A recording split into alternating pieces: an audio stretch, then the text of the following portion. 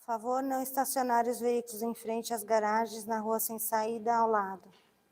Procurem chegar pelo menos 10 minutos antes das palestras, assinem o caderno de presença na entrada, peguem o cartão numerado para os passes, ou entreguem a ficha de tratamento. Solicitamos que desliguem os celulares. Antes do início dos trabalhos, mantenha-se de preferência em silêncio, em prece, ou fazendo alguma leitura edificante. Para isso, existem livros disponíveis para empréstimo no fundo do salão. Informe na entrada se existe alguma dificuldade de acesso às salas de passe devido às escadas, que providenciaremos o passe na saleta de recepção. Aceitamos doações para a nossa campanha do quilo de alimentos de cesta básica, que são entregues no final do mês às famílias assistidas. Campanha do agasalho e cobertores também. Trabalhos abertos ao público. Palestras e passes. Quarta-feira, às 14h30 e quinta-feira, às 20 horas. COEM, Curso de Orientação e Educação Mediúnica, segunda-feira. Curso noturno, às 20 horas. Evangelização Infanto-Juvenil, quinta-feira, às 19h30, de 5 a 17 anos. Agora convido a todos a fecharem os olhos, respirar profundamente, agradecer este momento que estamos aqui reunidos, em nome do Mestre Jesus.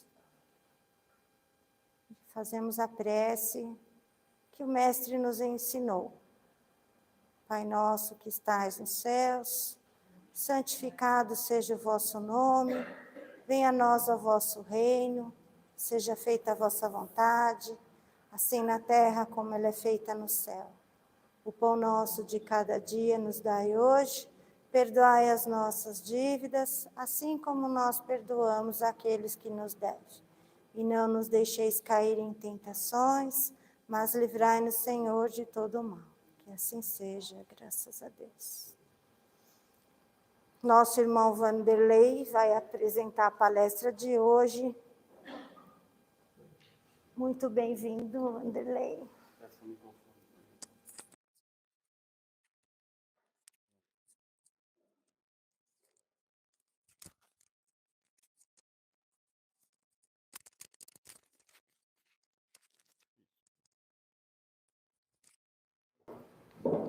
Boa noite a todos os presentes.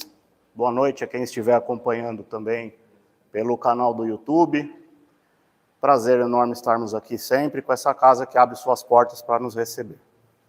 Antes de a gente iniciar o estudo da noite, queria compartilhar com vocês que depois de 24 anos que eu frequento essa casa, que eu me sentei numa dessas cadeiras pela primeira vez, hoje eu tenho a oportunidade de estar fazendo essa primeira palestra presencial para vocês. Já tive a oportunidade de fazer quando a gente estava aí no meio da pandemia, né?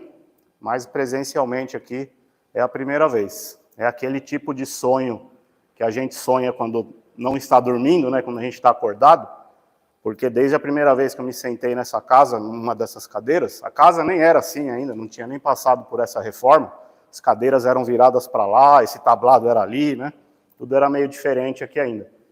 Mas eu tive o meu primeiro contato com a doutrina espírita naquele momento. Nunca tinha participado de uma palestra numa casa espírita. E me tocou muito aquilo. Eu achei a minha verdade naquele momento que eu entrei nessa casa. Então, depois de 24 anos, ter a oportunidade de estar aqui, passando para vocês tudo isso que eu aprendi durante essa jornada, né? Porque é uma jornada de aprendizado que a gente tem numa casa espírita. Eu, durante 9 anos, fiquei assistindo palestras. Me sentei aí, né, e fiquei assistindo uma palestra todas as semanas. A gente foi trazido a essa casa por um parente, tive a oportunidade de vir acompanhando a minha esposa e o meu sogro naquela oportunidade, né? E graças a Deus depois, meus pais vieram, meu filho veio, fez evangelização. Então é uma história que essa casa nos abraça.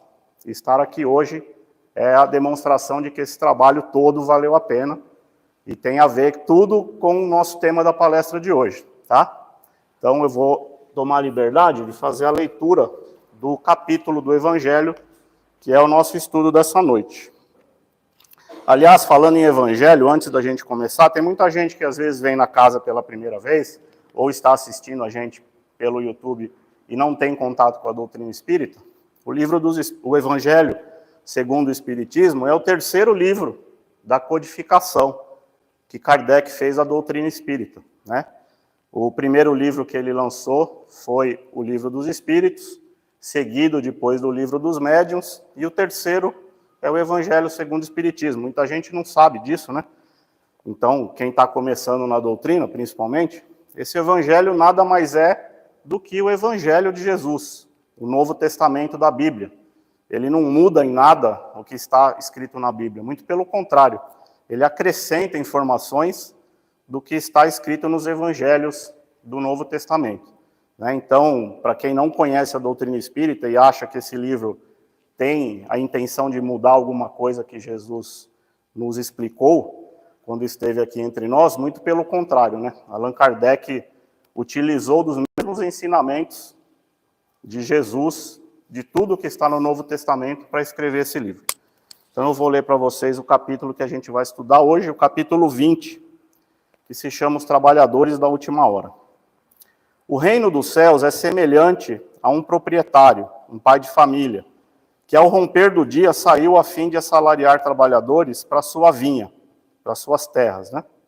Tendo combinado com os trabalhadores que eles teriam uma moeda por sua jornada de trabalho. Enviou-os, então, à vinha. Saiu ainda na terceira hora do dia, e tendo visto outros que permaneciam na praça sem nada fazer, lhes disse: ide também, vós outros, à minha vinha, e vos darei o que for razoável. E eles para lá se foram. Saiu ainda na sexta e na nona hora do dia. Fez a mesma coisa. E saindo na 11ª hora, encontrou outros que estavam sem nada fazer, aos quais disse: por que permaneceis aí durante o dia sem trabalhar? E eles responderam: foi porque ninguém nos assalariou. Então ele lhes disse: ide também vós outros para a minha vinha.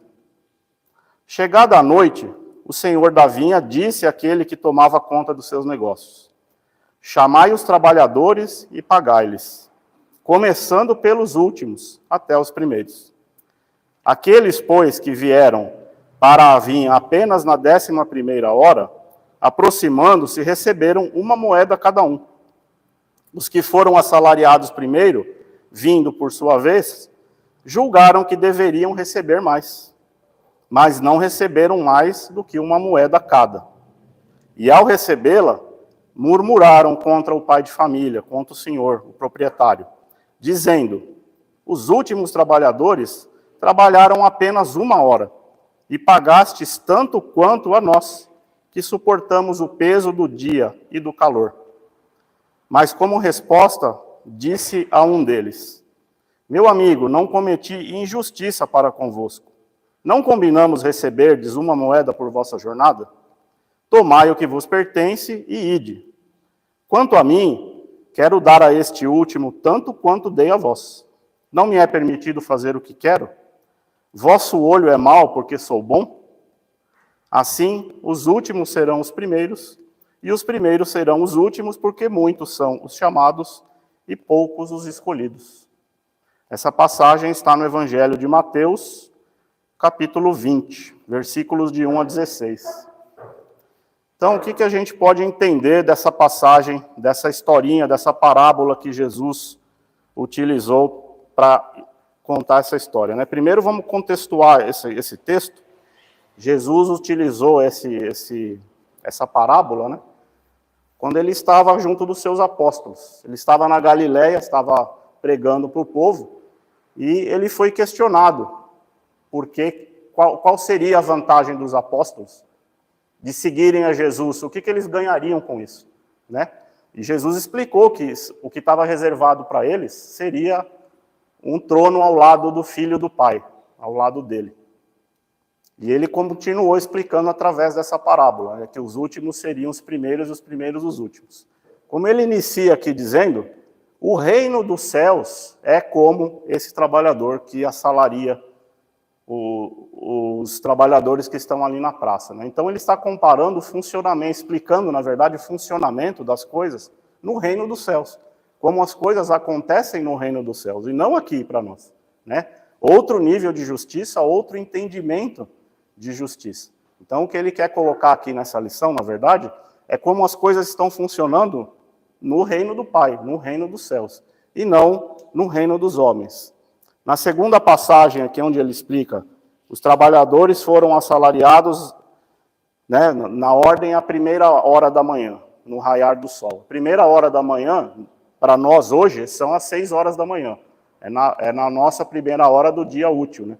Então era toda a madrugada, a primeira hora era às 6 horas da manhã. Então o senhor das terras sai, vai até a praça pública e chama os trabalhadores que estavam disponíveis às 6 horas da manhã, ao raiar do sol, e pede para que eles vão até as terras dele fazer o trabalho que tinha que ser feito e promete um salário, um valor de salário qualquer. Combina com eles um valor de salário. Aí ele retorna naquela mesma praça às 9 horas da manhã e vê que tem outros trabalhadores naquele local, naquele horário. E ele fala para os trabalhadores, vão até a minha vinha e eu lhes pagarei o que for justo.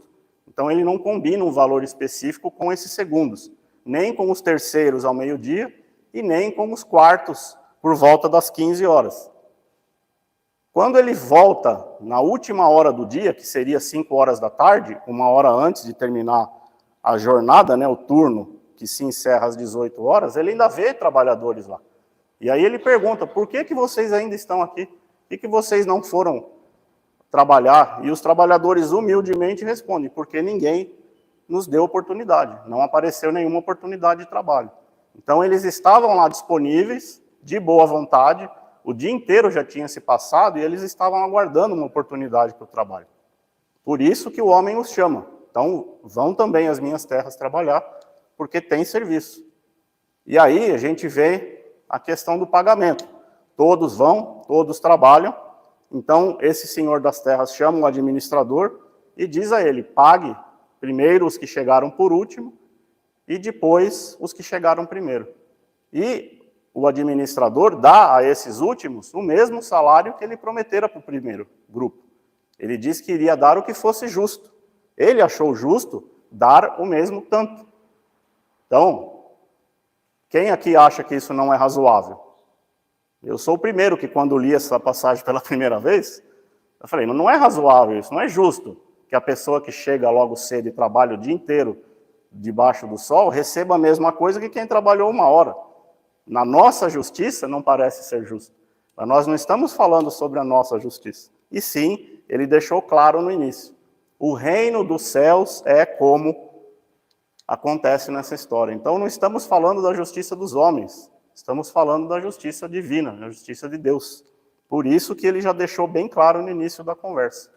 E se nós pararmos para pensar também, sob o nosso ponto de vista, ele tem o direito de pagar o que ele quiser para os trabalhadores. Aliás, ele foi um ótimo benfeitor. Ele usou da caridade mais pura que ele poderia ter utilizado. Por quê? Porque aqueles trabalhadores que estavam à disposição, eles não caíram diante de uma tentação de voltarem para casa. Eventualmente também poderiam não ter comida para levar para suas casas e poderiam ir roubar, ou poderiam simplesmente desistir do trabalho. Mas não, eles persistiram, eles ficaram durante todo o dia à disposição de, se aparecesse alguém para lhes convidar para trabalhar, que ele fosse trabalhar. Então, a dignidade daqueles trabalhadores em permanecerem à disposição para o trabalho foi o que comoveu aquele senhor das terras. Ele tinha todo o direito de pagar o que ele quisesse. E ele achou justo que um pai de família, que teria que levar dinheiro e comida e alimento para os seus filhos, para sua esposa, para sua casa, fosse pago da mesma forma que os que entraram primeiro no serviço. Aí vem o lado dos trabalhadores que iniciaram a jornada mais cedo, de questionar o Senhor das terras. Mas nós merecemos mais. Nós chegamos aqui antes. Ele explica que ele achou justo dar a mesma coisa, mas olhando pelo lado dos trabalhadores, eles não acharam justo. Por que será que eles não acharam justo? Porque eles trabalharam mais? Provavelmente não. Eles não acharam justo porque eles invejaram os que chegaram mais tarde e que trabalharam menos. Né? A inveja, infelizmente, um dos desvios de comportamento mais comuns em todos nós, né? A grama do vizinho sempre é mais verde que a nossa, né? A casa do vizinho está sempre mais bonita que a nossa. O carro do irmão, do cunhado, é sempre mais novo e mais bonito que o meu. A roupa da fulana, do cicrano, do meu colega de trabalho, está sempre mais impecável que a minha. O celular do meu chefe é melhor que o meu. A gente não se conforma com isso. A gente não se conforma que quem chegou depois receba o mesmo que nós. Nós temos no início, um desvio de comportamento, mas que pode levar a uma doença. Hoje a inveja é tratada como uma doença. Por quê? A inveja abre as portas para o cidadão ansioso. Porque a partir do momento que nada te satisfaz, você quer sempre mais. Você vai correr sempre atrás do que for melhor. A gente nunca está satisfeito com o que tem, quer sempre mais.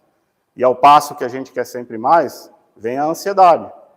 E a ansiedade chega num nível tão grande que domina o ser, que quando ele percebe que ele não consegue muito do que ele planeja, ou quase nada do que ele realmente quer, aí ele despenca. E o buraco lá no fundo se chama depressão. Por isso que é chamado depressão, porque realmente é um buraco. Então a inveja é o primeiro caminho para a depressão, que é o mal do século.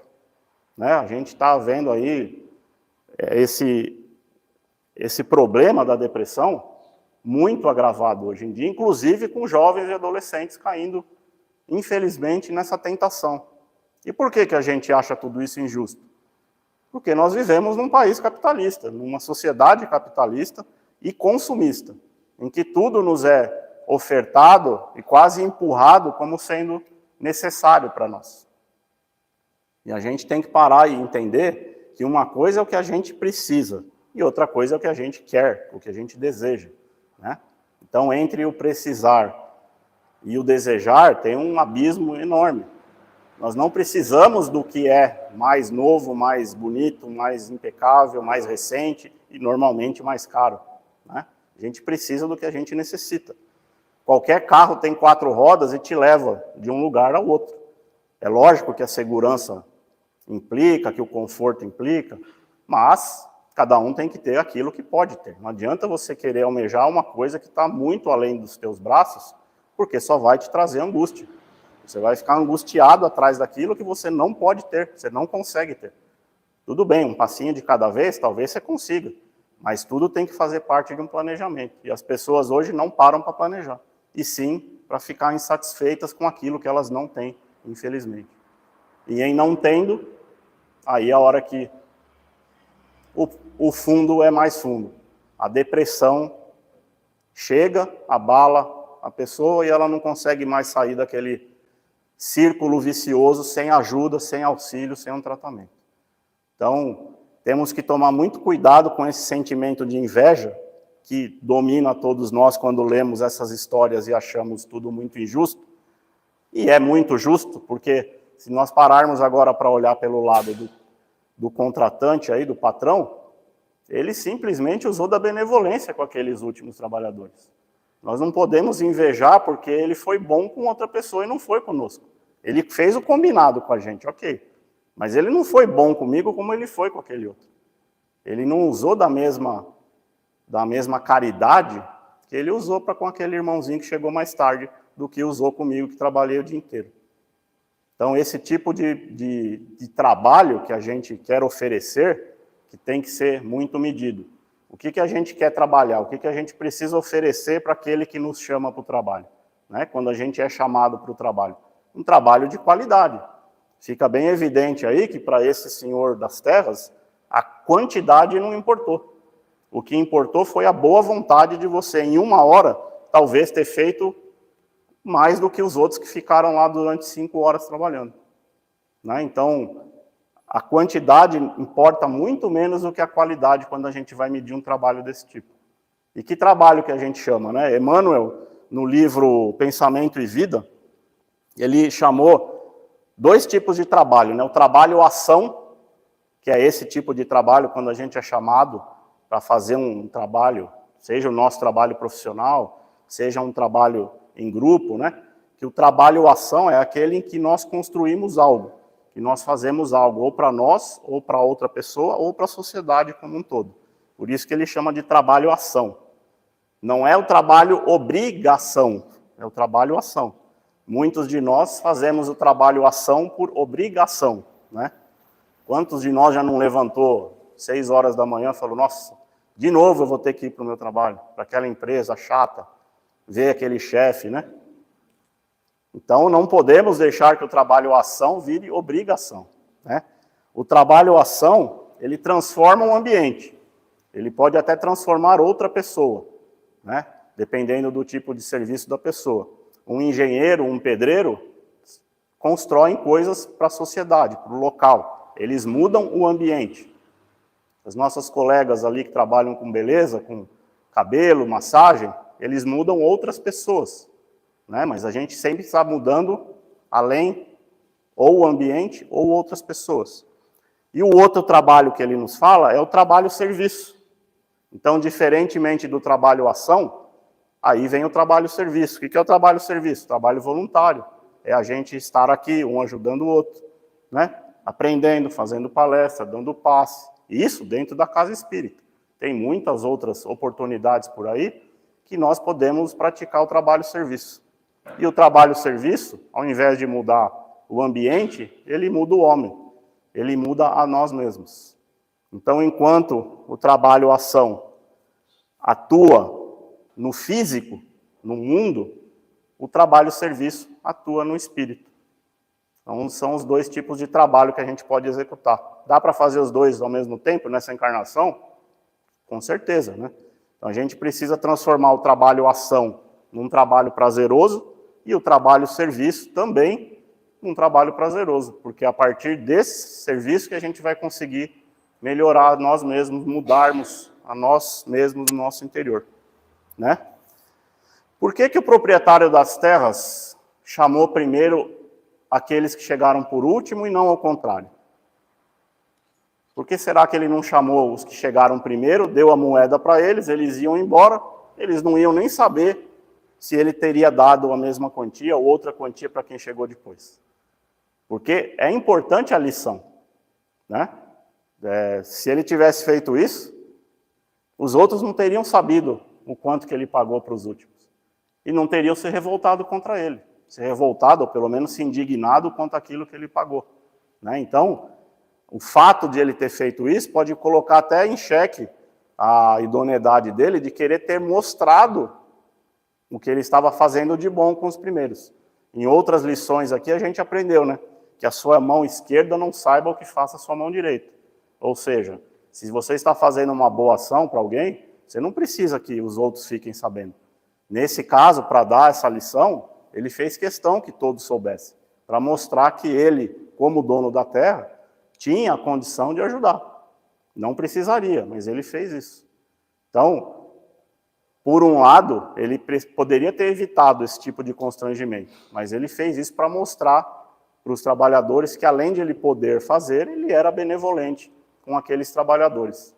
E também porque, através disso, ele realmente pôde ver quem estava do lado dele e quem não estava. Quem realmente tinha executado o trabalho por amor, por dedicação, e quem estava ali só para receber o salário no final do dia. Então, ele conseguiu identificar que aqueles trabalhadores só estavam atrás do salário. Ninguém trabalhou por prazer. Ninguém serviu a ele por prazer, e sim para receber o salário. Será que a gente algum dia levanta de casa e vai até o nosso trabalho pensando na empresa, nos donos da empresa, que estão nos contratando porque precisam de braços, porque sozinhos eles não conseguem fazer o serviço? Seja lá onde quer que a gente trabalhe, né? Então, se alguém nos chamou para trabalhar, é porque precisa. O que a gente dá de retorno para esse trabalho? Será que nós somos um fardo para o nosso patrão ou nós somos alguém que traz alguma coisa de útil, né? Trabalho todo mundo vai fazer, como esses primeiros trabalhadores fizeram. Mas ficou claro que eles não fizeram por prazer, foi por pura obrigação, né, e não por ação. Outra coisa que a gente precisa questionar aqui é com relação a esse motivo, né, dos últimos proprietários, dos últimos trabalhadores, aliás, terem sido chamados num momento, por exemplo, que o dia já estava acabando, né? O que significa esse dia acabando? Se nós pararmos para fazer outra avaliação desse texto, né, a gente pode fazer aí uma comparação sendo o reino dos céus, né, como nós interpretamos no início, que ele está falando muito claramente que é o reino dos céus. Esses primeiros trabalhadores, olhando de uma forma mais genérica, poderiam ter sido considerados os precursores da religião aqui na Terra. Abraão, Davi, Moisés. Então, se a gente olhar por esse lado, os primeiros trabalhadores foram aqueles que prepararam a igreja no início. Os outros trabalhadores, os segundos, os terceiros trabalhadores, já foram os filósofos, os santos, né, aqueles primeiros pais da igreja, né, que são chamados os pais da igreja. Então, foram esses que já vieram com um terreno um pouco mais preparado e continuaram a doutrina. E quem seriam os trabalhadores da última hora? Nós espíritas, né? A religião espírita já foi considerada a religião da revelação, né? Então, fazendo essa analogia, poderíamos considerar que nós somos os trabalhadores da última hora que estamos nos apresentando nesse último momento, que seria o momento da transição planetária, né? Que vamos mudar esse planeta de provas e expiações para um planeta de regeneração. Isso já está acontecendo há algum tempo e vai continuar acontecendo por mais algum tempo. Uma outra questão aqui que ele fala no final do texto, né? Os primeiros serão os últimos e os últimos serão os primeiros. Por isso que ele fez questão de inverter a ordem, de chamar os últimos primeiros, né? Em que situação da nossa vida aqui na Terra a gente poderia acontecer isso, né? Os últimos serem os primeiros serem os últimos. Se fosse uma corrida, por exemplo, isso só ia acontecer se todo mundo chegasse empatado, né? Os primeiros iam ser os últimos e os últimos os primeiros. Como é que você empata uma corrida, seja do que for? Só se aqueles que estiverem na frente, que têm mais condições, esperarem pelos que estão atrás. Então isso é uma prova de caridade daqueles que têm mais condições, esperar pelos outros, para todos terminarem juntos, para ninguém ser superior a ninguém, né? Essa seria uma ocasião. A outra seria o próprio organizador da corrida, no caso o Senhor das Terras, aí, que resolveu, por deliberação, por caridade, considerar todos campeões, pagar o mesmo valor para todos. Então, se a gente não consegue isso por solidariedade, por consideração de uns com os outros, porque somos todos irmãos e somos iguais perante Deus, mas, infelizmente, os que estão na frente dificilmente vão esperar os que estão atrás, muito menos ajudá-los a chegar junto. Então, infelizmente, a gente tem que contar com a benevolência daquele que organiza a nossa corrida para que cheguemos juntos, para que ele pelo menos considere que nós temos iguais capacidades de sermos premiados por termos chegado junto. Na escolinha era muito comum isso, né? Vamos apostar corrida. Aí as crianças apostavam, mas todos ganharam, todos chegam e ganham o docinho da professora, porque ela considerou o esforço e não quem chegou primeiro. Depois que a gente vira adulto, né? A corrida é cada vez mais acirrada.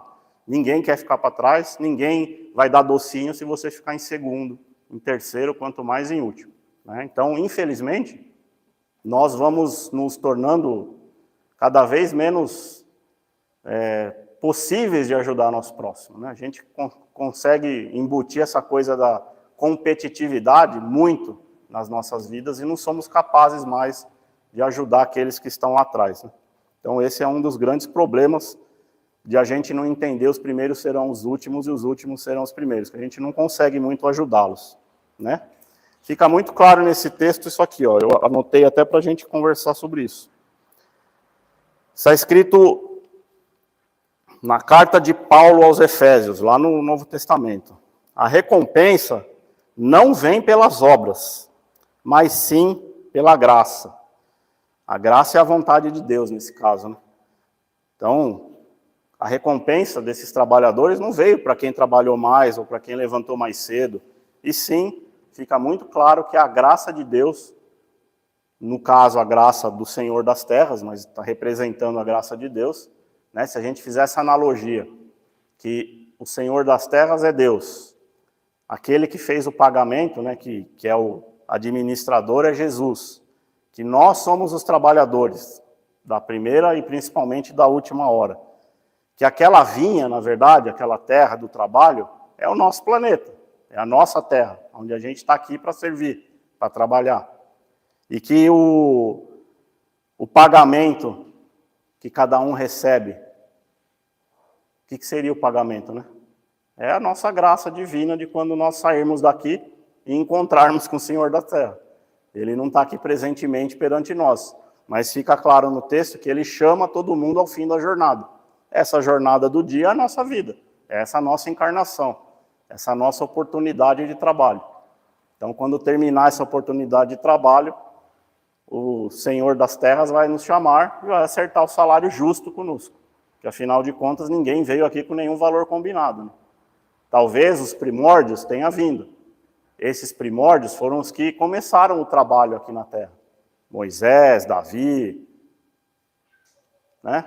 Nós estamos seguindo, por isso somos os trabalhadores da última hora, porque já viemos com o terreno preparado, por eles, depois pelos profetas, depois pelos santos da igreja, por todos os que nos precederam e que ensinaram algumas coisas, inclusive Kardec, que escreveu esses livros que nós estudamos. Então, o nosso terreno já veio preparado, já está semeado, já está plantado. Talvez a gente só tenha que colher. Os que vieram antes fizeram o trabalho mais difícil, né? Quem constrói um edifício? O edifício começa pela base. Os trabalhadores que construíram a base são mais importantes do que os trabalhadores que terminaram de levantar o edifício e colocaram o telhado no edifício? O edifício só é o edifício porque alguém fez a base, alguém fez o meio e alguém fez o telhado. Não existe edifício pronto se chegar só o telhado, nem se tiver só a base. Então, todos nós fazemos parte dessa grande construção. Na doutrina espírita, inclusive, a gente acredita que alguns desses primeiros trabalhadores que fizeram o alicerce podem ter até retornado para continuar esse trabalho, em outras encarnações, porque o trabalho não se resolve em um dia, né? Não é um trabalho para uma jornada, para uma encarnação. É um trabalho que se faz por muito tempo nesse nosso planeta. Então, muitos desses primeiros podem ter retornado já em outras oportunidades para continuar o próprio trabalho, com a missão de construir esse grande edifício, que é nosso planeta, em um momento, e depois outras moradas na casa do Pai, que sabemos que são muitas. Jesus mesmo nos explicou isso. Então, agora, para concluir, quando a gente fala aqui, muitos são os chamados, mas poucos os escolhidos. Esse Senhor das terras chamou vários trabalhadores, né? Vieram os trabalhadores das 6 horas da manhã, das 9, do meio-dia, chamou um monte de gente. Todos trabalharam na terra dele. Muitos foram chamados. E depois de tudo o que aconteceu, quem será que vão ser os escolhidos? Com certeza, aqueles primeiros que se revoltaram contra os donos da terra não vão ser. Não conseguiram demonstrar o mínimo de gratidão por terem feito aquele trabalho que fizeram conforme o combinado, mas não demonstraram a gratidão de fazer o trabalho. Quem será que vai ser escolhido? Né? Então, acho que o que a gente tinha para falar sobre esse tema é isso. Como eu contei para vocês no início da palestra, né? Eu sentei numa dessas cadeiras pela primeira vez faz 24 anos. E hoje, depois de 24 anos, eu estou aqui pela primeira vez. Agora eu fui chamado, né? Na analogia dessa historinha. E eu fiquei, então, por 24 anos aguardando esse chamado. Me preparei, estudei, participei de palestras, li livros, trabalhei nessa casa em outros serviços, ainda trabalho. Mas, para estar aqui, eu aguardei o chamado da direção da casa, né? Aguardei o chamado de quem dirige esse trabalho. Então, me coloquei como sendo um desses trabalhadores da última hora. O que a gente leva de lição disso? Que a gente tem que estar sempre preparado para o chamado, que a gente não sabe quando ele vai vir. Qual é o chamado? A gente também não sabe. Algum trabalho vai aparecer em algum momento. A gente pode idealizar alguma coisa, mas quem vai mandar o trabalho é ele lá de cima. Eu fui chamado. Se eu vou ser escolhido, aí é com ele lá um dia, quem sabe. Né? Essa é a justiça de Deus, e é para ele que a gente confia a graça de nos abençoar, de nos escolher. Muito obrigado pela atenção de vocês, pessoal também que está assistindo a gente pelo YouTube, muito obrigado. Vamos para as nossas preces de encerramento. E na próxima semana o Lúcio vai concluir esse capítulo, o estudo do capítulo com vocês, conosco, né? Bom? Obrigado.